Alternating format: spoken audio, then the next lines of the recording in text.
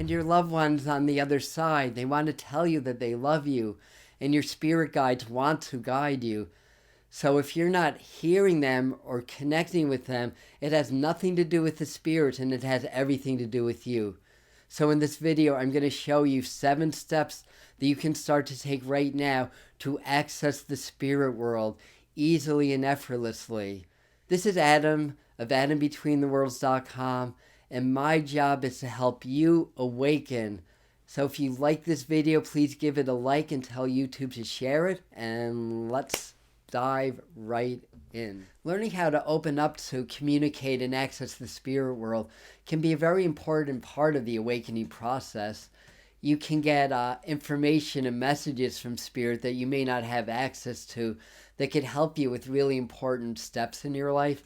So this isn't just about mediumship training for professional mediums. Learning how to communicate with your guide, your angels, and your own loved ones can be extremely useful in your life as well. Step number 1, and those of you that know me know exactly what I'm about to say. Step number 1 is meditation and presence. And this aligns with the crown chakra because our crown is our connection to pure spirit and pure love and pure joy. And we get that through meditation and presence. We open up to that. The thing is, the voice of spirit is very subtle, and the only thing that separates you from the spirit world is your own internal dialogue. So if you practice meditation and practice the art of presence, you start to dissolve those filters, and then you start to connect more with the other side and more with the spirit world. Start meditating now, start meditating today, and practice presence. Each time you think about it, just stop your thoughts, be aware of everything, and go about your merry way until something takes you out of your presence. Then the next time you think about it, do the same thing. And over time, you're going to start to dissolve those filters, and you're going to start to access the spirit world more easily and more easily with each step. So step number 2, which aligns with the brow chakra or the third eye, which is about wisdom and spiritual sight, is actually doing prayers and actually getting to know the spirit world through your prayers and through your conversation. So always talk to spirits, even if you don't believe that they're around you, and pray to the spirit world. And that helps to open up your spiritual wisdom and your spiritual sight, and will help you to get messages from the other side. Step number 3 is about reprogramming the mind, and this is a biggie. This is the throat chakra. This is through our throat is how we access communication, but we are all programmed either through society, through misinterpretation of religion, through teachers, through the media, or whatever. But we're all programmed to believe that somehow we're not connected to the spirit world.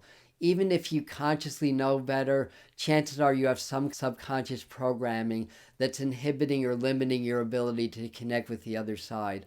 I am a big fan of affirmations. When you do affirmations, you reprogram your mind. Society programs us. Learn how to reprogram yourself. And again, I have plenty of videos to teach you how to do that. But this is a real game changer. Another thing is to not treat your deceased loved ones like they are dead. Talk to them and interact with them and use language that validates that they are still with you, because they are. That will help with this whole process of step number 3. Step number 4, which aligns with the heart chakra, is really about learning how to raise energy, raise your vibration. Spirits exist in a higher vibrational frequency than we do, and there's different layers of reality, and you can kind of look at this as a sandwich that's all squashed up, that basically the spirit world and our world and other higher dimensions all exist within that sandwich, that physical space, but they are different energy, different frequency, so that's why we can't perceive them. So to connect with the spirit world, what we want to do is raise our vibration to a level that more closely matches them, and then they can kind of lower their frequency, and that's how we connect and get messages. So how do you raise your vibration? Laughter is a really good way. I talked about a few, right? Meditation and prayer raises your vibration. Being out in nature, music. All these things can help raise your vibration.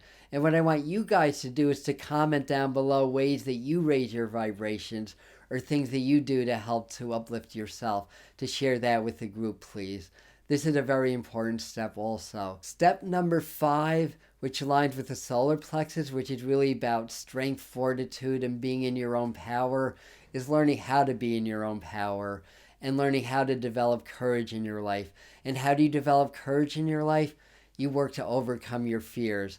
And a really good example for me was back in 2002, I think it was, I took my very first mediumship course in Lilydale with an amazing teacher named Sharon Klingler. It was a 5-day long course, and at the end of it, I was very terrified about public speaking, by the way.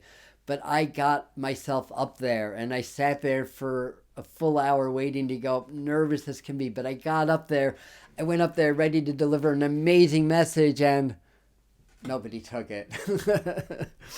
And I had a whole year to think about that. But that's not important. The important thing is I did it. I got over my fear, and that's how you develop courage. Number 6, which is going to align with your sacral chakra, is developing and learning how to feel again. And most people have so much suppressed pain in life, and because of programming or whatever, really have numbed themselves and do not feel the way nature intended us to feel. A lot of people are afraid of it. But the main thing is to learn how to feel again, because vibration and energy is a feeling. And the more your feelings are open, the more you're going to be able to capture the vibration of the spirit world and be able to get messages. And step number 7 is taking care of your body. That is the temple of the soul. Eat well, exercise, which raises your vibration. Perhaps you've noticing that all these steps are kind of linked in with each other, and the various chakras are all connected to each other. No chakra is an island. If one chakra is out of balance, the whole system is a whack and out of balance. So develop all of these. Eat well, drink a lot of water, do your exercise, take care of your physical body. The stronger your physical body is, and the more fit you are, which doesn't mean being a world-class athlete. And no, you don't have to be vegan. You just have to take good care of yourself and honor your body. And by doing that, you're going to have more strength and more energy, and also ground yourself when you do mediumship. Have your roots firmly in the ground. So these are all parts of step number 7, and that's it. And with that, your mediumship training is going to get a lot better. And if you're not training to be a medium and you just want to access your spirit guides or your totem animals or your angels, practice these 7 steps and you're going to get it. It's going to come because, again, they want to communicate with us. If we're not getting messages, it's us. It's not them. And that's what I have for you today. So please feel free to subscribe to the channel if you're aligned with this work, and hit the little bell to get notified when I do free live events and upload new videos. And we'll see you at the next video. Thank you. Namaste.